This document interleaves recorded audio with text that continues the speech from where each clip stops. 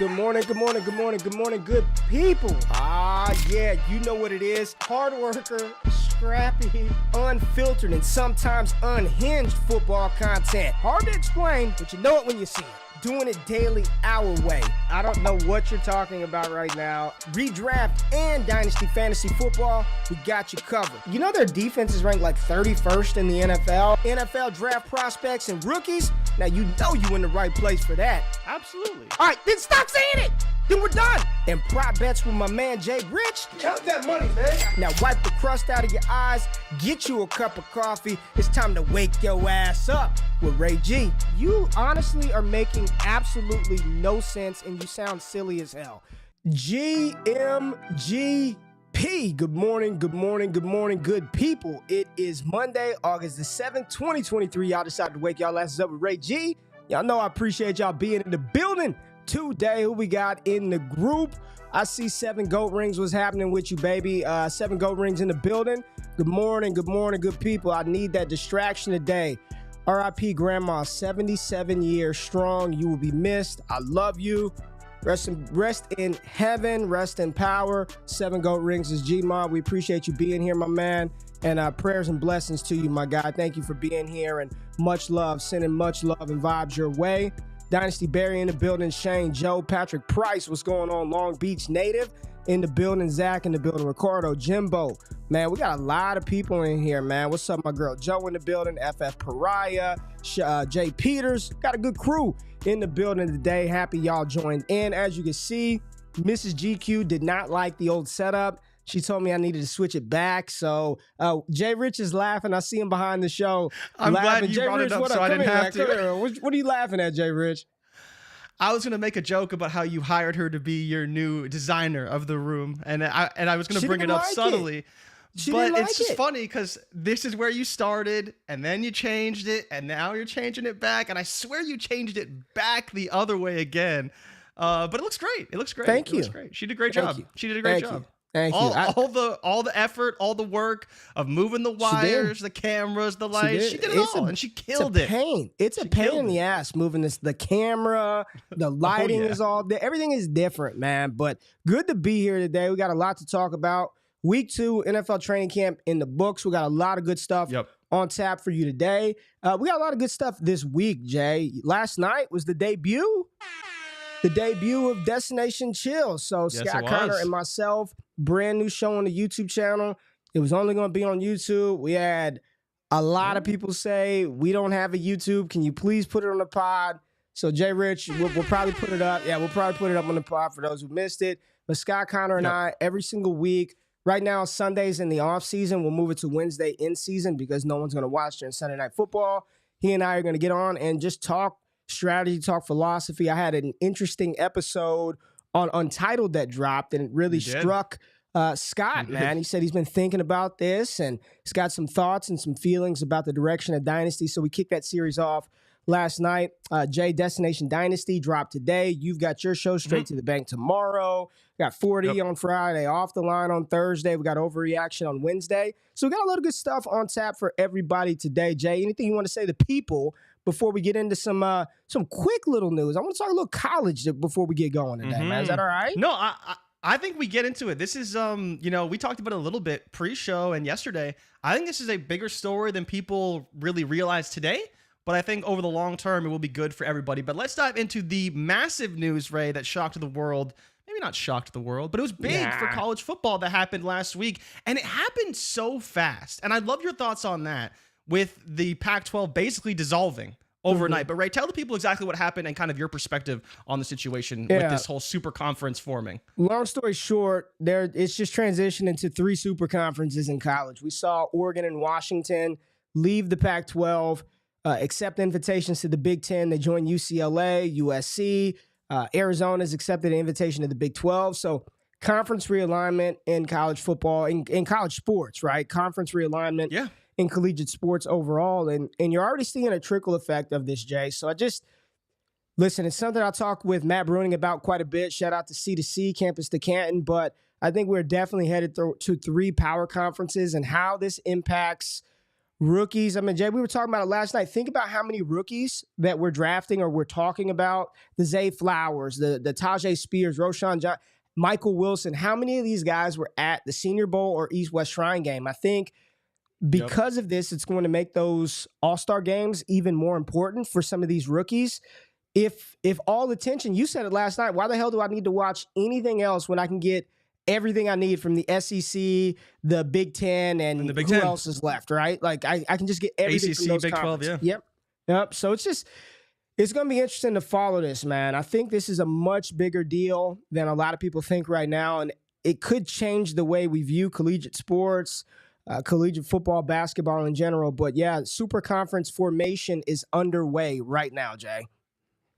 Yeah, it's really interesting, but I think from just like a wholesale perspective, like you said, you got Fox owns the bigs, and then ESPN owns SEC, and it's like, you'll watch some ACC, maybe some Clemson games, but I think this is where you'll get almost a consolidation of fandom to one of the two conferences, whether it's the SEC or the Big Ten, because now not only are great teams there, but even more great teams are coming there as well, and bigger schools and massive fan bases all flooding to these same two conferences. So it'll be very interesting to see how it shakes out for rookies. But yeah, you made a great point. Like, I'm sure scouts will still be everywhere, but it's a lot easier to just watch Big Ten games or just watch SEC games when you're a casual fan or an analyst, like we are.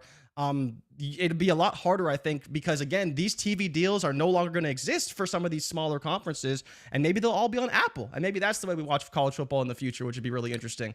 But I think it's gonna be big, and I'm excited for it personally because I'm not the biggest like college football head. You give me all the games in the Big Ten and the SEC, and I will be a happy person. I love it. I'm excited for it. Yeah, I think it's going to be interesting. I've got feelings about it. I worked in college athletics for 10 years, so my heart goes out to the other sports that don't get that every other be sport impacted negatively. You already see collegiate athletes from other sports transferring because of the scheduling for family. Like, I joined this school because I thought I'd be playing close to home, but now we're going to the Big Ten. Everything is on the East Coast. Like, I've got to move. So it's kind of unfortunate, but we'll see how this plays out. Caleb Williams, QB1, Arizona Cardinals, future first-round quarterback. Jay, but there's a lot of risers and fallers over here on old Underdog Fantasy, and a very familiar name over here on these DD streets, man. So let's get to the Underdog risers and fallers right now. From the biggest and brightest stars to the last round pick, we have you covered for everything on Underdog Fantasy. Let's get into it and let's get that money, baby. All right, Ray. So we have seen quite a bit of movement, especially over the last week or so. Obviously, training camp is in full swing, and everyone has takes. There's videos galore. There's highlights. There's lowlights, and there's tons of coach speak, interviews, all these things that are just fluctuating the value of all these players. But one player that for a while was really quiet, Ray, that finally it seems like players, teammates, coaches are really hyping up. Number one riser on Underdog is Dalton Kincaid, Ray. We've had Scott a mixed Connor's bag. favorite player in all of fantasy. He loves Dalton Kincaid. We're going to talk about Dalton Kincaid the next show. He loves him. We will get into Dalton Kincaid for sure, but he is rising and people are in. And it's crazy because he was Dynasty tight end 6 and he was overvalued to a lot of people because he's still a rookie, but he was a first round pick. You have James Cook, who broke off a big run in the scrimmage, so people are all in on him. Zay Flowers, Ray, best receiver on the team. Rashad Bateman on the pup. Odell Beckham Jr., old ACL injuries, maybe washed. Zay Flowers could be the number one on the team. Darren Waller, we will talk about. I know you're very excited about all the Giants clips that are coming out. We got Jalen Hyatt. We got Darren Waller galore. It is going to be a blast. But I think the bigger thing here is the fallers are just as scary for me. A lot of the usual suspects with Kadarius Toney, J.K. Dobbins, Treylon Burks. But, Ray, Jonathan Taylor, I need to ask you about Jonathan Taylor. This dude is almost falling out of the second round on Underdog right now. That is how scared people are. This dude was a borderline first round pick. And while in the first round, I was telling you, early in Underdog drafts, I think that's a little bit too high for him just based off what to project. But the second, back in the second, third round, how do you pass on Jonathan Taylor? And then Jonathan Mingo is the other faller. All of the Carolina Panthers are falling right now on Underdog. Adam Thielen, Mingo, Terrace Marshall. They're just a little bit more bearish on this Panthers offense, even though, I know you're a big fan of Bryce Young, but I mean, I think the bigger story here really is Jonathan Taylor. Like, for a guy whose ADP is so high, it fell over 10% this week, right? His ADP is 22. He fell 4 slots. That's crazy. That's insane levels of falling down the board. And I need to ask you, would you draft him at the back of the second round? Hell yeah. I was just in like 3 drafts last night. Every time I can get the discount on Jay, he's going to play. Like, he's going to play. Is he going to play week 17? I don't know, man. I mean, like, I'm just being, I don't know. I'm not. See. I don't know. But I'm willing to take that bet. So I have still been drafting Jonathan Taylor. It's allowed me to build teams where you could start out Justin Jefferson, Jonathan Taylor, Derrick Henry. You know what I mean? That is within easily the realm of outcome, right? You can have just a dominant Christian McCaffrey, Jonathan Taylor, Ramondre Stevenson, 1, 2, 3. I'm taking the shot in best ball where I can draft 300 teams. I'm definitely taking the shot on JT at this suppressed value because I do believe he will play.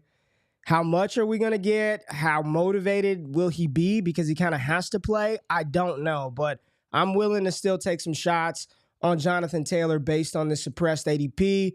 Dalton Kincaid rising to the top, Zay Flowers, Darren Waller. So Joe said in the chat, what happened to fading rookie tight ends? We'll get to that in a little bit. We'll get to the rookie tight ends in a little bit. But, Jay, I tweeted it out yesterday, man. I think we can make the case quite easily for Darren Waller to be tight end 2 this year in fantasy. So I love seeing the rise. Tight end 2, not 3, not 4. That's a little bold. But why? Why? Because hold on. Let me say this. Why? Because you're so used to and comfortable with just saying Mark Andrews, right? But yet everyone's telling me, more passes, and you got Zay Flowers, you got Odell Beckham, Isaiah Likely's going to play. Like, when I'm looking at the Giants right now, I'm loving what I'm seeing out of Jones in the camps, but you're looking at all the reports, and he's the most targeted Giant they have by far. They got to take him out of play so he can throw to somebody else. If he's healthy and motivated, when we thought Darren Waller was healthy last year, he was tight end 3. People driving. So why is it so out of the realm that he could be 1 spot higher than what he was coming into the season? So I don't think that's a crazy take. I'm all in on Waller this fall. I think this is wheels up for Darren Waller, no doubt about it. Who else are they going to throw to? It's fair. It will be you won't necessarily want a guy right on the roster other than Darren Waller because it will be spread out a lot. It'll be spread thin amongst all the players on the roster. And I'm with you. If I was targeting anybody, it would be Darren Waller because he does have a lot of upside, especially at his ADP right now. I would probably put him as my 2. Risk. Wait, hold on, Jay. You got one right here. We got one. We got our first doozy today. This might be you. This might be you behind the scenes. Waller's not worth the risk of where you need to take him for me pivoting to Sam Laporta. What? That's yeah. I don't think I'm gonna wait on Waller for Sam Laporta. I don't, or pass on Waller to take Sam Laporta. I don't think that would be the optimal strategy that I would take. But to each his own. Jay, go ahead, continue. I'm sorry. Honestly, Ray, this question, this statement just threw me for a loop. But yes, Waller is going to be great. And especially when we talk about Underdog, best ball, ceiling projections, please, for the love of God, take Darren Waller before Sam Laporta. And no, it is not worth waiting. He is truly a guy who could be a difference maker in fantasy football. Yes. And I love what I'm seeing from the Giants and Darren Waller already. And as we've mentioned so many times, Ryan Daboll is a phenomenal coach. Stop doubting what this guy will do with his playmakers. He made sure they got Darren Waller. He will get him the ball. It is a matter of health, not a matter of whether or not Darren Waller will be good in this system. Yeah, I'm with you as well. And everybody's saying, he's an injury report, I mean, we already knew that, and that's why he's not a top 8 tight end right now. Who isn't a walking injury risk in the NFL? It's football. Who isn't? That was Evan Ingram last season. We got it. Here we go. Here's the analysis we need. He'll be injured by week 4. Just the definitive, I know when he's going to be hurt, so don't take him. Draft Sam Laporta instead because he's hurt by week 4. Perfect analysis this morning. Let's talk through some of the fallers really quickly. J.K. Dobbins still not in camp. Yeah. I don't know, man. Surprise, surprise. Wants a contract? Guess what, JK? Not going to get it. Yeah. Not gonna get it, yeah. right? Tony still injured, right? Justin Ross hype through the roof. Right, the very first UD Riders and Fallers with not a single Kansas City Chief. I was blown away. No Chiefs receivers on the Riders and Fallers this week. I was elated. Yeah. But Justin Ross, Sky Moore, and Rashee Rice, they were like 7, 8, and 9 on my list. So they're still definitely flying up as underdog boards. Why is Treylon Burks falling? What is up with that? Treylon out there. That was a little surprising. But people are still, here, mossing people. Look at this catch, man. They got Treylon falling. What's going on, Jay? Jumping over folks, ripping the ball away. Why's Treylon falling, Jay? People are just not sold on the offense. And I can't say I blame them. And Hopkins is a big deal, but I am definitely surprised. I'm definitely surprised to see him still falling because I think that the talent is definitely still there and we know what he can do. I would be considering buying him. I think he's a pretty good value, honestly, right now. He's not in a range that's overly expensive. I think we all know that the upside isn't quite there. I mean, he's in the same range right now, Ray, as Brandon Cooks, Zay Flowers, Elijah Moore. Who else is there? Sky Moore, Kadarius Toney, Rashad Bateman. Like, he could be the best receiver out of that bunch, but if someone else was better, I wouldn't be shocked. I think he's a good value right now, and I definitely would be targeting him a little bit in some of these drafts because he's pretty cheap right now. Pretty cheap. I like him. Yep, pretty cheap. All right, Jay. Yeah. I think that's about it. You touched on Mingo a little bit, and I talked about this on the episode of the Rookie Report. My man Damian Parson, DP scout for Draft Network, was there during Panthers camp, and he was telling me about Mingo and what he saw, and said he looked good, man, but he did say, probably going to take a little bit of time for him to get it together. Young, but for sure, big, fast, same things that we saw at the Senior Bowl. So underdog drafts are wild right now, man. They're wild. I'm doing fast drafts right now. Got about 30 teams left in BBM4 before I'm maxed out. So trying to be patient with that one and make sure I utilize those darts the right way. But we're close to maxing out BBM4. I'm going to win $3 million. I am going to quit my job and just do this full time after I win that $3 million. Yeah, man. Put it in a nice interest-bearing account. All right, I'll take probably smart man. Probably take like 600,000 and just jack off with that. You know what I mean? Not literally, but you know what I'm saying. I'll kind of just play with the money. But neither here nor there, Jay. Speaking of money, we've got a brand new partnership, a brand new announcement. We do. That's totally free for everybody for the month of August. So for the month of August, JRich and myself have teamed up with Mitch Carl, Maspari, and the DFS and Donuts team to bring you picks all damn year. Man, we're doing this over on Dubclub. Month of August is free. You get prize picks, sleeper, underdog. You get books that are global. You get domestic books. We've got over 10 cappers talking picks and plays all day for every single sport. Jay, it's pretty dope. And again, it is free $99 for the month of August. And we are hot right now. JRich, talk about Dubclub, your picks, plays, and where people need to go to sign up for this. I think the crazy thing, man, it's all sports. It's not just baseball. Football's on the way. Like, we have NBA guys, PGA guys, MMA guys, like all kinds of sports for everything you want. And it's all free. Like, we're making money left, right, and center. You see it when we're posting on Twitter. You see Mitch posting it. Well, that guy wins like crazy. If you just want to tail picks, tail Mitch. You don't even have to like our picks. They are entirely free. You will make money all month long, and we highly encourage you to stick with us. Link in the description. Yeah, it'll be good. It's been great so far. Yeah, James, link in the description to sign up. Completely free. Get in there, make some money with us all month, and hopefully we have you around beyond that because it's been great, and we've been making a ton of money, and you see it. Just hop in there, go to the Sparry winners, and you will see a ton of slips, man. And then we've just been making money all month long. It's only been 7 days, but I'm already up, I think, $300. Just tailing the picks, man. Just tailing the picks. There it is, baby. $3.99. Make some money. Sign up over on Dubclub, man. Sign up on Dubclub. Link in the description. Jay, training camp, week 2, news and notes. We got injuries, holdouts. We've got pickups. We got people getting suspended. We got people playing well. Let's get into the show, baby. Let's have some fun. What's happening? I don't know what's happening. I don't know what he's doing.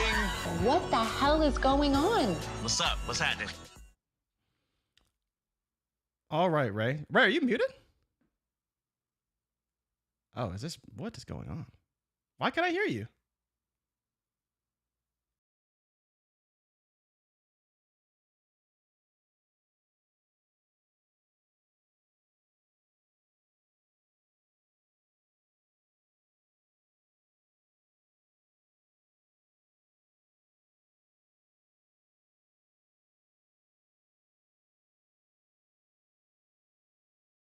Okay. Oh, is that better, Jay? Is that better?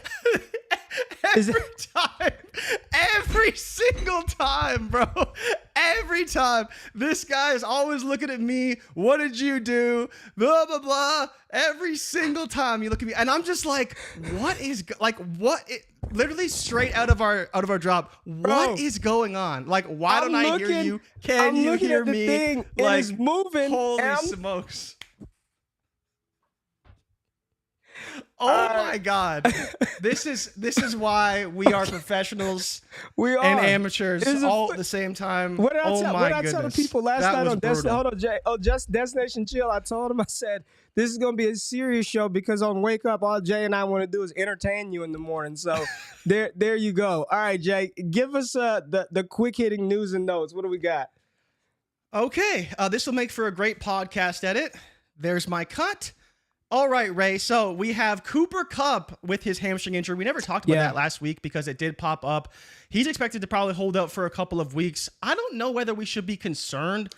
Big fan of Cooper Kupp, man. Big fan. Yeah. But historically, hamstring injuries are not great, especially in the preseason. So that is a bit of a problem for us. And obviously, when you're drafting him at the top, like wide receiver 3 overall, it's a little dicey. And he has fallen a little bit in drafts, but I would not be off of what we expect from Cooper Kupp. The more concerning news, Ray, resolves around Joe Burrow. We did touch on Joe Burrow's injury when it happened, but the problem is Jamar Chase was interviewed at Bengals camp, and he said, guess what, Joe? I don't want you back. I don't want you back for week 1. I don't want you back for week 2. If it takes till week 5, no problem. I just want you back fully healthy. I don't know if it was Chase just throwing a week around, but that was a little bit much for me, Chase. You don't have to say that. You can just say, just sit out, be back when you're ready. And he referenced his hip injury because he said, I think it was 2 weeks he sat out extra, or at least 1 week for sure, when he thought he could come back, but he stayed out an extra week to make sure he was fully healthy. And obviously Chase last season on a points per game basis was phenomenal. I believe he was like wide receiver 4, wide receiver 5 last year. But the big thing with Burrow, right, is we need him healthy. And Ray, I don't know about you, but this is very concerning, whether you're drafting an underdog or you have him in Dynasty. You don't sell him, but 4 weeks, if he misses 4 weeks, that's a big problem, right? Yeah. That's a big, big problem. So that's where I'm kind of struggling a little bit with Burrow, but I think that he could be great. It's just, will he come back? TJ Hawkinson, Ray, is holding in right now, so that's not great. He wants a new deal. Totally get it, though. He was highly productive last season. We got Elijah Mitchell injured yet again. I believe he's week to week right now, so that's a bit of a problem if you own him, but we shouldn't really be surprised based off his injury history. Tim Patrick and Eno Benjamin both tore their Achilles, so they will not be playing this season. Kenyon Drake, Ray, signed with Indy, and you have in the notes, rip Evan Hall season. D-Bro is distraught right now. Marlon Mack signed in Arizona. Why would we care about that? Zach Martin, Ray, your boy, fined $500K for not showing up to Dallas camp. And every running back is still looking for work. And the last piece of news, Ray, is that you missed, that you forgot about. N'Keal Harry signed to the Minnesota Vikings. And wearing number 28. Wearing number 28. Oh, what? No. Why? That is so disrespectful. It's so, that's like, I'm trying to think of the equivalent in the NBA. Who would that be like going to Chicago and wearing number 23? Just anybody, even DeMar DeRozan. Like, it would be someone worse than DeMar DeRozan. It has to be worse. It'd be like Duncan Robinson going to Chicago and wearing number 23. And even that's disrespectful to Duncan Robinson. Like, that's how down bad it is with N'Keal Harry. It's not good. It's a bad look. What are they doing? I don't get that one. But Zach Martin, a little concerning that he's not in Cowboys camp. Of all the injuries, I think the Cooper Kupp one, the hammy, you just see those things linger, man. You just see those hamstrings linger. So, man, it's week 1, week 2 of training camp. So, I don't know, man.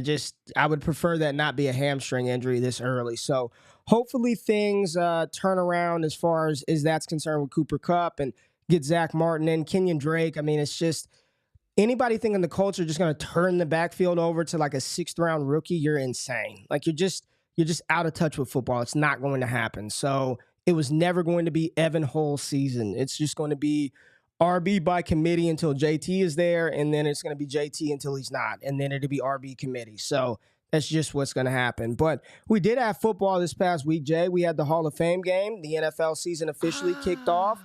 The Jets versus the Browns played. No big takeaways. I think everybody was just excited to see Dorian Thompson-Robinson played very well. Yeah. He looked very good. Izzy He did. Abanikanda, nah, man, He didn't get much work, did he? He got a lot of work. He's playing against 4th and 5th stringers. He looked okay. Cedric Tillman had a couple of nice reps in the game, but other than that, there weren't any significant players that were in that game. Training camp star Jason Brownlee didn't do much in the game. It was just practice. It was scripted practice. Football was on, but we do get preseason this weekend or this week, and we know for sure that Sean Payton and the Broncos will be playing their starters. They will not be getting time off. Sean Payton is establishing it early in his career in Denver. He's got to assert that dominance. That's what you got to do. You got to assert dominance, man, whether it's over your kids. You got to make sure your kids don't run you over. You got to make sure they're afraid of you. Got to make sure you incite fear in those children, Jay. When you get on the plane, when you get on the airplane, let me tell you the move. When you get on the plane, got to look at who's left and right of you. You got to assert dominance over the armrest. You got to put your arm up and claim that damn thing. You just got to do it. You have to assert dominance, and that's what Sean Payton is doing. Any takeaways for you from the Hall of Fame game? Anything? No, I didn't watch it. As much as I wanted to watch Zach Wilson throw the ball again. He but did look good. Zach had some good throws. Good. So, he had some good throws. Zach Wilson is back? Maybe? Could be. Yeah, Joe said he was breaking tackles on almost every play. Yeah, that's not really what I saw. I thought he was okay. I was not impressed with anybody. DTR was good, though. DTR was good, but again, I did hear a lot of good things about DTR. Yeah, it was late. It was late versus we know who they are, but he played well. He can only do what he can do when he's on the field. So, Jay, some other news that popped off this week, and I think this was pretty impactful news from a variety of angles. It's something that we've been talking about on the show, trying to predict, trying to figure out what's going to happen with this situation, and we got clarity. Alvin Kamara, Saints running back, suspended for 3 games. You have in the show notes. How does this impact the Saints' offensive backfield? Jamal Williams, Kendre Miller. How does this impact Alvin Kamara? He's been rising on Underdog Fantasy. I talked about him on the show with Josh Norris a couple of weeks ago, and I said that he's one of the 5 players that I could not stop drafting. I never thought he was going to get, especially after they settled the case. I was like, there's no way he's getting 4 games, 6 games. Some people thought he can get an 8-game suspension. He got 3 games. I think he's missing the Titans game, the Packers game. Yeah, which is a fine game to miss. Yeah, Titans, Packers, and there's one other game that was just like, all right, we'll get through that, and you'll have Alvin Kamara week 4 and beyond. So, in your opinion, how you feeling about AK-41, a Saints situation, and the 3-game suspension? I feel pretty good about it, honestly. The games were Titans, Panthers, and then Packers.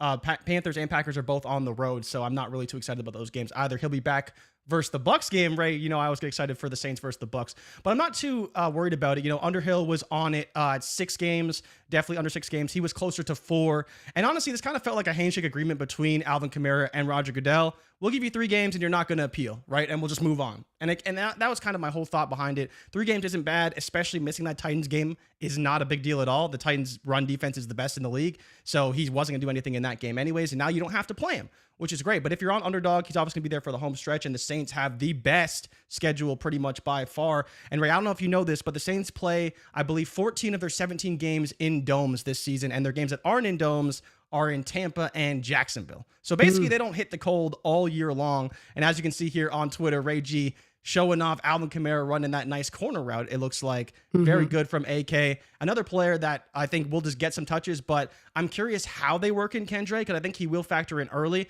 And the question is, can he carve out a role throughout the season at some point and maybe even take some work from Jamal Williams? It probably will be a bit of a problem backfield, but overall AK will still do his thing, and at his ADP right now, definitely still a value. Yeah, especially, I mean, listen, 3 games, I'm not worried. I mean, if you're going to miss 3, miss them early. I'd rather you miss 3 early, come in week 4 fresh, and the reality is he's still Alvin Kamara, like he is. I don't know why people think that Kendre Miller is like, I'm just going to ask you just a very simple, can you envision a world in which Alvin Kamara is holding the clipboard healthy for a rookie 3rd-round running back that didn't do anything throughout OTAs, minicamp, just got on the field during training camp? They brought in the NFL leading touchdown scorer last year. Yes, they did. And Jamal, like, come on, man. Like, what are we doing? Yeah, like, he'll be between the 20s, right? That's the problem. Some sense of reality here. Like, this is just not going to happen. Absent Kamara being injured, absent him being suspended for the year, he's not backing up Kendra. It's not happening, Jay. And No. Kendra truther. I mean, he was RB 3 for me in the pre-draft process. I'm like, yo, this dude is dope. But this is a next year play. This is not a 2023 season play. Can he get some work? Can he make some splash plays? Yes. But he's not going to take over the backfield for Alvin Kamara. It's not going to happen. It's not. I am speaking in absolute absent an injury. It's not happening, Jay. It won't. So question for you, though. Do you think he can take Jamal Williams' role in the No, offense? he's not because taking. I don't think no, he can either. No. Yeah. No. I don't think he's he can not either. taking I think anybody's Jamal Williams role. will be the goal line back, and Yes. that's the problem. He's Like, there's not no reason taking not to use him anybody's that way role. because he was so good there last season. Hey, people and so gotta if he relax, gets work early, man. between the 20s, low usage player, he may break off a big run here or there, but it won't be very often. Well, and then, I mean, I get Surge 18, a little sarcastic here, but I get his point. And then you still got Taysom Hill that's somehow, some way, going to run the ball 4 times a game. He's just going to get 4 carries out of nowhere. And this is not And he deserves it 'cause he's anti-Kendra. This good. is not hating on Kendra Miller. I love go type in Ray GQ and Kendra Miller. Love him, but the reality is he's not playing and taking those guys' jobs. It's not happening, man. I don't give it. It's not happening in 2023. So Kamara, 3-game suspension. Cool. Let Jamal, Kendra, whomever they bring in to be that third running back, let them rotate carries. Once Kamara's in, put him right in the role that he was bred for, right? That pass catching running back role. Let him do what he did pre-2021. Go look at Kamara, 21 and 22. The reason why his numbers dipped, they had to pound him up the gut like he was damn Mark Ingram. You go back to 2020 and earlier, where he was only getting about 190 carries a season, 180 rush attempts, and then getting all the passing work. That's how you get top 5 Kamara. So I'm happy that he'll be on the field for more of the fantasy season, and he's only going to miss 3 games. You can backfill, and I think you can have you a nice back end RB1 on your hands once he's on the field and playing. So pretty excited about that. But Kamara, Kendra are not the only running backs, Jay, that are getting buzz this training camp. We got a lot of backup running backs getting a lot of buzz right now out here in these fantasy football streets, and 3 of the hot names on the market this week, Jay. Jacksonville Jaguars rookie running back Tank Bigsby. We've got DeAndre Swift, who some say should be the starter in Philadelphia. And then Pittsburgh Steelers running back Jaylen Warren also getting a lot of buzz and hype coming out of Steelers camp, Jay. So when we look at the backup running back market, when we look at Najee and Warren, you look at Swift, Rashad Penny, Kenneth Gainwell, you look at Tank Bigsby, Travis Etienne, and maybe there are a couple of others that we're not thinking about right now. I don't want to bring in A.J. Dillon. We kind of know what his role is. I don't want to bring up those guys, right? No Malik Davis. But when you're looking at these 3, Bigsby, Swift, Jaylen Warren, are you interested in any of these guys? And do you think there's a world in which, and we're just going off of what we're hearing in training camp, said he's the best pass-catching running back that they have. He's explosive. You get him at the goal line. Do you think there's any standalone value for these guys to carve out a role this season in fantasy while being the 1B to a 1A? So my answer would be the only one that I think has a shot would be Tank Bigsby. I don't know if I would trust DeAndre Swift to carve out a serious role. Maybe he could carve out a pass-catching role, but at the same time, Kenneth Gainwell is also a great pass catcher, knows the system, and has been successful in that system for years. So why would they just bring in DeAndre Swift and take his role away entirely? They've never done that. They've added pieces, but it doesn't necessarily take away from the total pie. Everyone kind of just gets their work, and it is what it is. So you're praying that Swift has a big game, scores a touchdown, and if not, he probably busts for you. Versus Tank Bigsby, who, if he is the best pass-catching running back on the team, I wouldn't say I'd be shocked, but I think this is also kind of what we heard about with Travis Etienne last year. He's a great pass-catching running back. He's making all the right things. He's looking great with his hands. And then this year, it's like, he's really not that good, and he looks like he did in college. But I think about Jaylen Warren, and based off what his cost is, and especially the upside, if Najee did get hurt, I think would be tremendous. And all we're hearing is that they're operating on the field at the same time. He's going to be playing on third downs. And so I think if there was a player that I would pick to have the upside, especially when I am pretty bullish on Kenny Pickett to at least progress this season and look better, it would be Jaylen Warren. Because I think you talk about touches and especially snaps per game, most consistent would probably be Jaylen Warren because he's already pretty established in the offense. There's no competition for him. It's him and Najee. That's it. I think it's kind of the same with Etienne and Bigsby.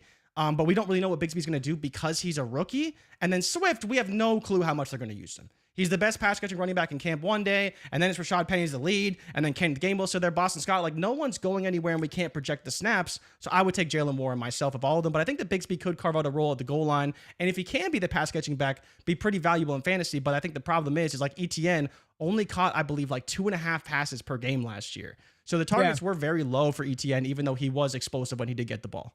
Man, there's some good names popping up in the chat as well. Joe dropped a name in here. Kyron Williams was also another one that is getting some positive. And again, listen, folks, the whole title of the show is Training Camp News and Notes. So we're talking off of what's happening in the limited opportunity, limited tape or limited information that we have. But I heard the same thing about Kyron Williams. I heard that, surprise, surprise, is the best pass blocking running back they have. Yes. Which he was phenomenal at Notre Dame in that department. He was incredible, but we know he can catch the ball.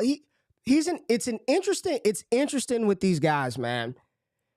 All these sort of failed first-year rookie running backs, they've all kind of resurfaced a little bit. Like Kyron Williams getting some buzz. I don't know if you've seen out of LA, but Isaiah Spiller getting some buzz out of Los Angeles. So it's interesting to see if you can hang on and just hang on long enough, stay on a roster, continue to get active, like you may get a shot. So I think I'm interested in all these guys. I agree wholeheartedly. You could look at what Pittsburgh did last year. I did a film breakdown on Warren. He's going to play. They're already showing formations where they're running pony sets, 2 running back sets. Warren is more explosive than Najee. Najee's just a massive human being. They're 2 different type of running backs. I think it's a deadly combination. And I think there are some other second-year sort of rookies, second-year backup running backs that are getting some buzz, as the backup that should be talked about. DeAndre Swift, I want to see it happen, man. Like, I want to see it happen on this good offense. I don't know, it, man. I don't know. Like, I don't know, and, Jay. and the cost isn't really that cheap either. That's hold on, I gotta give. Hold on man. now. Like, we've been getting on my man Roth Kane for a little bit, but we got to give him some love here because he said Jerome Ford. And Jerome Ford got the starter treatment on Thursday. Didn't even play. Didn't dress. Yeah. Didn't play. So got that starter treatment. Good call right there, Roth. Good call right there. Jay, the real hype, man. The real hype is happening at wide receiver, and I'm gonna pull this. I'm going to pull this dog up first, Jay. I'm going to pull the dog of all dogs up. He just got that dog. You know who I'm talking about? GP, George Pickens just got that dog. We're just going to scroll through to it. Just look at all the George Pickens. Look at him, dog. Crossover through his legs. I mean, you look at him. He's such a fool, I love man. him. I know he's not worth probably the cost for fantasy, but how could you not love George? I just love watching George Pickens play football, Jay. His cost, his value, his fantasy value, that's a whole different conversation, Jay. But when you're just talking about a play, how can you not love watching George Pickens, man? No separation, just great catches time after time again. Doesn't give a damn about separating. I mean, let's just look at the feet. Look at the feet, Jay. George Pickens, how could you that was a really like nice him? catch. I really like that catch. Great catch. Great catch. Really Talk like about catch. Pickens, man. I mean, he's probably going to skyrocket in ADP because every time he makes and this is where like Ray, this is where like it's funny. So I tweeted out when the crazy catch down the sideline Yeah. Insanity. Credit to George Pickens. The catch was insane. Hold on, real quick. Joe just said it. Joe just hit it. She's like, Pickens, I don't care for him, but dang the highlights this season. That's what it is. I'll watch the highlights. I'm not really drafting him. I'm not really picking him. I'm not trading for him. It's just the thing with Pickens is that he will make great plays, but he's the perfect case of why you need to watch the film a bit more on Pickens or just like watch the game because yes, he will make spectacular plays and like look no further than it was week 1, right? He made the catch seen around the world. Yeah. And everyone was talking about George Pickens and he didn't really do a whole lot after that. He had a good season for a rookie. He had a good season. 800 yards, I believe, is the number. He had a good season. But it was just and I think it was Jordan McNamara who tweeted this out. After the catch, he skyrocketed up to dynasty wide receiver 16 in ADP. Wow. And now I think he's like, wow. But see, this is where I love owning a George Pickens in dynasty, not because I want the player, but because the community, Ray, the community loves him. And when he does stuff like this, like making these crazy catches, people want George Pickens. And that's the biggest thing, is that as much as I'm not the biggest George Pickens fan, I think the role in the offense is still behind Deontay, so we'll see what it becomes. But he's a guy you want to own because you can trade him so easily. And he always makes highlight plays. And I think that's where the value really comes from, is like people want the upside of what he could be. And he does have a lot of upside. I don't know if it's going to be realized for him. But where are you at with Pickens, and how do you feel about him? Because, the rest of the list is kind of guys that probably have a lower ceiling than Pickens does right now. So the question is this, for everybody listening, everybody watching, here's the setup, right? So we got year 2 wide receivers, and we're trying to rank them based on the camp buzz, right? And you touch on a very good point. And I want to say 2 things. One, there is a world in which players get better, Jay. You know this, Absolutely. right? Players can get better. So let's just vibe with me, people. Let's just say it's not Deontay Johnson. It's not Calvin Austin. It's not George Pickens is the wide receiver 1 for the Pittsburgh Steelers, and he's going to be the guy to get 140 targets. He's going to be the downfield threat. He's going to be the red zone threat. There's absolutely a world in which George Pickens utilizes this God-given talent, because he is a talented kid. There's no doubt about it, Jay. He's got the size. He's got the requisite speed. Catch radius is outstanding. He's got that dog in him, right? Like, he's got the requisite talent. It's just the opportunity. It wasn't there at the volume that we needed it to be as a rookie for him to be really impactful in fantasy. But there is a world in which that happens. But even if it doesn't, the reason why I do want him is because it only takes one George Pickens. It takes one George Pickens highlight reel catch. What he did versus Cleveland, I believe, was the game last year where he had the crazy catch, and his value is going to spike up. And then in Dynasty, you can take that, tear down, cash out, sell them for future capital. But there is a world, because there are some people in the chat who are like, I'm buying into the talent. I don't give a damn what y'all are saying. I like this kid. He'll figure it out. He's going to be the one. So I talked about this on Saturday. There's no right or wrong way to Dynasty. I want to be very mindful of that moving forward. Everybody does not have to play the same. We all don't have to think alike. I'm a lawyer. Like, that's what I am. Like, I went to law. That's my trained profession. I want to look at things from both sides of the fence.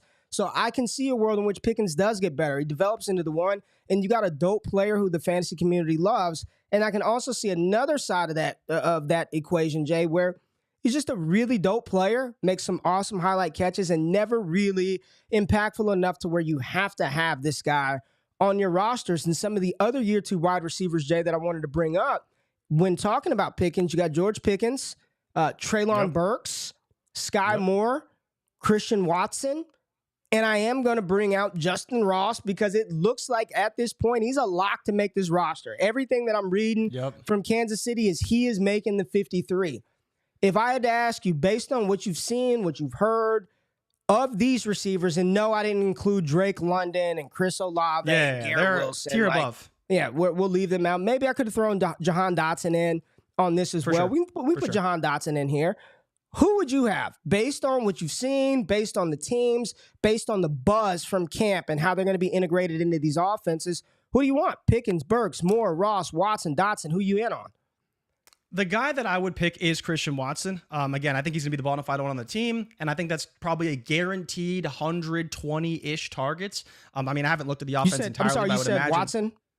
Yeah, Christian Watson. So I think Watson would be the guy, just because, again, we talk about opportunity and volume in fantasy. I think it will be there for Christian Watson, almost guaranteed. He should be the one on the team. They drafted him very high. He was great last season. And when you just compare him to Pickens, his yard per route run was like 1.98 and Pickens was like 1.5, right? Which already is a pretty drastic difference. And Christian Watson's closer to that really good / elite tier, and Pickens is kind of like average to pretty good. And I think he could take a step up. Absolutely. I think both could see a similar target share, but there's also a world where maybe Pickens doesn't get the target share, because there is a lot of players there that are talented. But I think, like you mentioned, the departure of Chase Claypool was great for him, and he only had 84 targets last year, and we fully expect that to go way up in 2023. But after that, it would be Watson, then Pickens, and then I would say it's a bit of a tier down. And I would go Burks, Sky Moore, and then Justin Ross. I do want your thoughts between Burks and Sky Moore, though, if you do want to touch on those guys, and then obviously your rankings overall as well. Man, the problem for me, Jay, is I don't trust any Kansas City Chief wide receiver. I have no idea, man. I have no idea. And if we've seen anything from Mahomes, we know it's going to be Kelsey, and then it's just going to be, and I've said this about Kansas City for months, Jay. The wide receiver that I'm most confident in their role in that offense, the most confidence. Doesn't mean he's the best player, but I just have is Marquez Valdez-Scantling. I know what he's going to be. He's locked in. He's the starting downfield threat. Like, if you're just talking about who is the one that I just know is going to be on the field and do one thing, and he only do one thing, and he does it pretty well sometimes, is run deep and catch the ball. Other than that, I don't know if it's going to be Rice. Who knows what's up with Tony? Justin Watson's on the field. Justin Ross. I have no idea. So for me, it would be Treylon Burks over Sky Moore. Christian Watson. We'll see. I mean, Jordan Love is apparently looking pretty good in Packers camp, man. He's sidearm throws. Apparently he's looking pretty good. It's year 2. It needs to happen this year. If Treylon, if Jahan, if Sky Moore, if Pickens, if these guys are going to become impactful assets for us for fantasy, gotta happen year 2. You've got it. I would really like this to is see the breakout this year, happen right? year 2. Yeah. So are you Watson over Pickens? I think you might take Pickens. Honestly, being honest with you, Matt, why? Let me just ask this: how can you love Watson and hate Pickens? They do different things, though. They win differently. And we're referencing what George Pickens did as well. Oh, he had 800 yards. Why? I just don't understand how on Underdog Christian Watson's ADP is like 39 and Pickens is much later than that. I don't get it. Because he's the one, right? Because he's the one. I mean, George Pickens only had 700 yards. Is he the one? Before the... Yeah, I don't know who's the one in Green Bay. Everything that I'm reading is Jaden Reed is his favorite target. Everything I've read is he's going to Jaden Reed every time. Ray, here's a perfect reason why you would prefer Christian Watson over George Pickens. Christian Watson had 276 yards after the catch. George Pickens only had 100. So almost 50% of Christian Watson's receiving yards came after the catch in 2022. George Pickens only had 100 of his. Good. That means Pickens can get it in other ways. That's good. But you're the one that's talking about the Holy Trinity, right? You want the yards after the catch, and Watson is significantly better after the catch. Mm-hmm. And to people's point, I think the target share could also be there for Christian Watson. Yeah. Right? If he's the one, he should see more targets than George Pickens, and we would project that today. All right. So how do you have it? Watson, Pickens, Moore? Burks, Moore, Ross. Yeah. Yeah. We'll see. We shall see. You ready to talk about your boy? Who we talking about? Are you ready, Ray? Trigger Trey? Are you ready? Trigger Trey. Trigger Trey. Trey Lance, man. Oh no. Listen. Why are we talking about Trey Lance? Oh, you thought I was going to North? Nah, baby. Trigger Trey. I'm going Trey Lance. You know we got to talk about We're talking Trey. about third string quarterbacks on this show. Hey, Let's go. Hey, listen. I'm all about consistency. And if you're going to have energy when, things aren't. And the thing is, the interesting thing about this is neither of us, all I've said is Brock is going to start. Like, it just, whether it's right or wrong, it feels like he's going to start. But all reports are Trey Lance has battled, man. Trey Lance is battling. Trey Lance has made some significant improvements to his game. I trust Eric Crocker. That's my dog, man. We talk all the time. He's out there, boots on the ground. We're texting, we're DMing, and we're talking about what he's seeing out of camp. He feels like he's played better. He feels like he's from what I've heard, all 3 quarterbacks have looked good. All 3. Brock, Lance, the reality is all 3 have looked good. I know the narrative is Lance has been awful, Purdy's been great. Purdy's been awful, Lance has been great. All of them have sucked. It's been Sam Darnold. But what I've talked to, man, is all 3 of them have looked good. Croc's been very impressed with Sam Darnold, said he's looked good. Said Trey Lance has improved. And said Brock Purdy, he looks like Brock. He looks exactly like he did last year, commanded the offense. What's good is that Trey Lance is battling. So I want to give him props and credit. Still don't think he's going to start in San Francisco. And honestly, it has nothing to do with him being bad. It's just the opportunity, the window, the style. But if he can play well this preseason, hopefully what this will do is open up a trade window for him, right? Maybe a team says, I see what he can do. We want to take that chance. One of the teams that I see linked to being around Trey Lance are the Minnesota Vikings, who they've got Kirk Cousins. I think it'd be a great spot for him. If Minnesota could trade for him, let him, because if he stays in San Francisco, he's not going to play this year anyway, absent an injury. So get him to Minnesota, get him learning that Kevin O'Connell offense, right? And when they don't re-sign Cousins to another 1 year, $80 million deal, you got Trey Lance waiting there with, Justin Jefferson. You've got Jordan Addison. You've got TJ Hawkinson. You've got dynamic weapons around you. So I would love to see that happen for him, but want to give him some props today because all accounts is he's not backing down from the competition, man. He's stepping up. He's performing. Yep. And hopefully when we see him in the preseason, he does well and can open up an opportunity for him to get traded. So when you have the energy to make jokes and have fun, you got to have that same energy to stand up and say, young man is playing well and he's apparently looked much better than last year. The problem is all the quarterbacks look good because it's Kyle Shanahan's offense, and they all look good every single time they play outside of Josh Johnson. So hopefully he can get moved to another team, Jay, and we can see what he can do. Yeah, no, for sure. I mean, it's good that he's showing out, and hopefully there's scouts there that are monitoring the situation because while the Niners say they won't trade him, I'm sure they would appreciate a draft pick or two as well, right? To just help bolster that team because they are in a win now window. And I mean, that's how they got Christian McCaffrey, right? They traded a bunch of picks to get him and it worked out pretty good for them. So I'm sure they may be looking to recoup some of that as well. And Lance is obviously the easiest piece to do that with, but I also understand that he's been there for 3 years. So if Purdy does get hurt, he's probably the guy you want to replace him when it all comes down to it, not Darnold. Yep. So you were talking about the other guy though. You were talking about the other quarterback. Who are you talking about? The guy we do want in fantasy this year. Your boy. Who do you want? Who you want? Oh, Ray, come on. There's only one guy that we love on this show. Maybe more than Brock Purdy. Daniel Eugene Jones? Of course. You want some Daniel Eugene Jones? Let's go. Danny Dollars. The way he's dropping those dimes to Jalen Hyatt, to Darren Waller. The camp buzz, the camp hype is real. I love it. The camp hype is real, Jay. I mean, there was a tweet from a longtime Giants beat reporter who's been covering the team 20 years, and I'm apologetic for not remembering his name. It's on my timeline, but he said this was the first Giants camp that he's been to in 15 years where the offense was light years ahead of the defense. He said, "Really, it has been outstanding to watch this." He said even during their Super Bowl run, the offense and that defense back then was insane with Strahan and Justin Tuck. I mean, the defense was incredible. They ran that NASCAR D-line package. But he was just talking about how impressive the offense looks, how impressive Daniel Jones looks, how impressive the receivers look, and how clicking this offense looks under Brian Daboll. The continuity, the culture change, and that's what happens, man. In life, I don't care if you're playing football. I don't care if you're a fast food worker or you work at a law firm.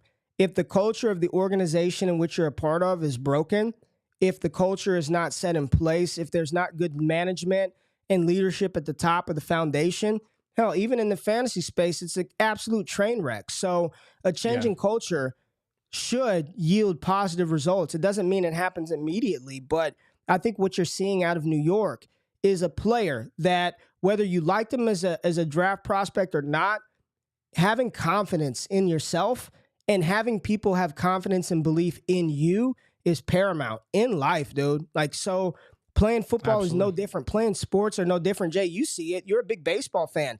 Think about how many times pitchers, they get in their head, right? Batters, they get in their head, and you lose that confidence and then you hit a slump. There's no difference in football, and I can't blame these quarterbacks who have had multiple offensive coordinators, incompetence at the top, team not surrounding them with weapons. You look at what the Giants are doing, highest paid left tackle in football who's an all-pro stud in Andrew Thomas. They solidified their offensive and defensive line last year. They took a player that some people thought was a first-round center in John Michael Schmitz this year. You bring in a Waller. You get guys that fit the system, and you give your signal caller confidence. I'm excited for Daniel Jones, who was QB10 last year, Jay, and I think he's got top 5 upside. Not saying he's going to get there, but you're talking about a player who can get there. I think that's Daniel Jones this year. So camp hype is on 1 million, but I really, really like what I'm seeing out of New York right now. Yeah, it's really just compounding what we saw last season. Everything we heard last year was the culture switch, bringing Brian Daboll in, and obviously we saw the results on the field.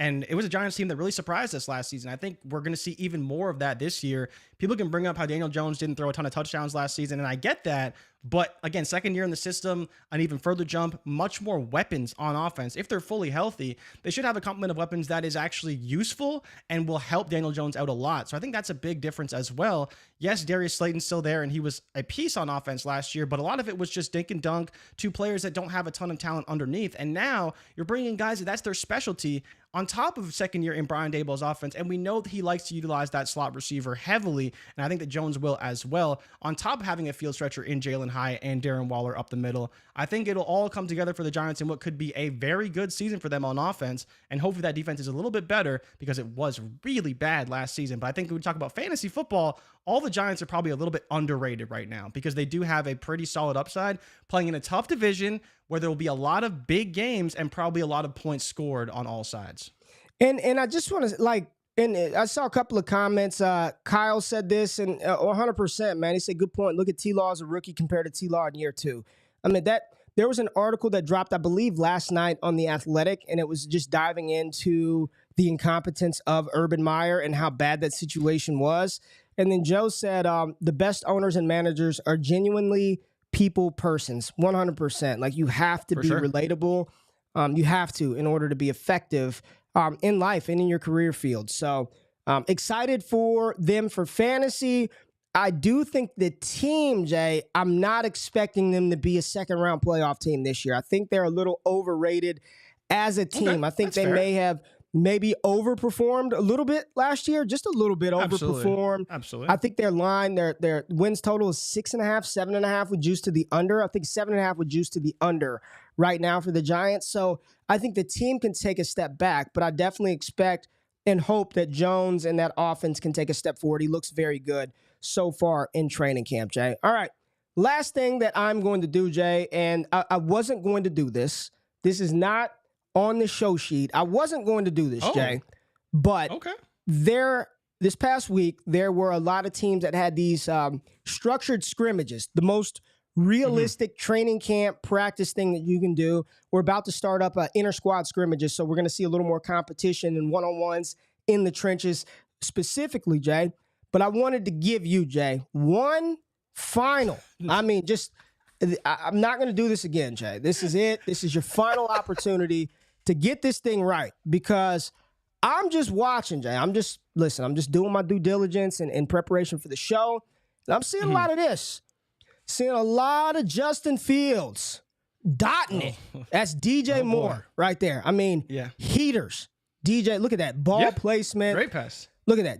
Look at Justin Fields. We saw this. Look at this, right? Justin Fields was throwing dots at the Bears Family Fest today. I mean, Chase Claypool, Jay. Look at this. Let's just look at Fields down there, Jay. Claypool. I know it's small. I can't blow it. I mean, I'm giving you one final opportunity, Jay. Can Justin Fields and DJ Moore be a top 10 combination for fantasy football in 2023? Your final chance to get this right, Jay. What? No. Come on, baby. What we got? They can't. No, it's not happening. I think people just forget that this is nothing to do with Justin Fields' talent. Yes, he can throw the ball. It's nothing to do with that. It's the fact that he doesn't throw the ball that often. And so to be a top 10 duo in the league, you got to throw the ball. And yes, he will get his rushing yards. He'll be great for fantasy. And I talked about this on a podcast. I am perfectly fine with Justin Fields at cost. I think he'll be great this year. But to tell me that he's going to be this great passer and he's going to get the ball to DJ Moore 140 times, I'm not buying that. Get out of here, not doing that. If he's not going to do that, why are we buying into him? He is overvalued because he's DJ Moore. And I get it. I love DJ Moore too. But he is not A.J. Brown. He is not Stephon Diggs. Boo. So do not make those comparisons. Boo. He is a great receiver. He is not those guys. And more importantly, I'm not betting on this offense changing that much. I love Justin Fields. I think he's a phenomenal talent. But he does need to show it in the passing game and not against, Ray, if you recall, the worst team in the league last year. Maybe he can improve on offense, not throwing it against the worst team in the league. There it is. JRich is still tripling down on his take about I don't know Justin why you keep Fields asking me about this. It's a and very DJ simple Moore. answer. The volume probably won't be there, and that's why we'll be disappointed. Here, Joe's got some stats for you. I heard a crazy stat somewhere, but if Fields doubled his passing attempts from last season, he'd only what's his lead by 8 So or if he doubled his something? pass attempts, So he would it's not only be good? leading the league by 8, which is bad. That's really bad. Wow. Anyways, all right, man. That's the show for today. We got a lot of good stuff coming up this week. Rookie report will be out. I want to put it out on Tuesday. Put it out on Wednesday, but it may be Wednesday. Tuesday or Wednesday, rookie report, week 2. There's a lot of stuff that I want to talk about in regards to some of the rookie tight ends that are getting buzzed.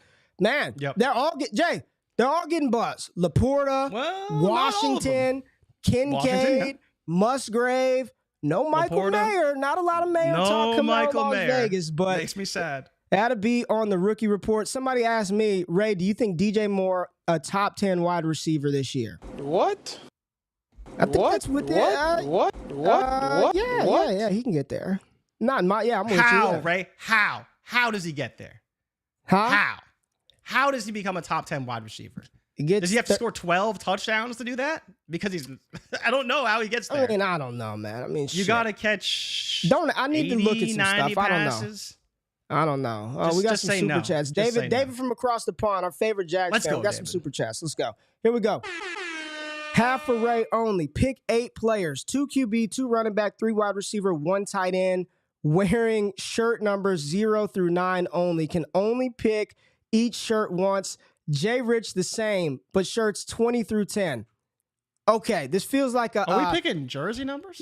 Hold on. No. It says for Ray only. Pick 8 players, Jay. 2 quarterbacks. All right? Oh. Listen, 2 quarterbacks, 2 running backs, 3 wide receivers, 1 tight end wearing their jerseys only 0 through 9. Number 0 through 9. I got to pick 8.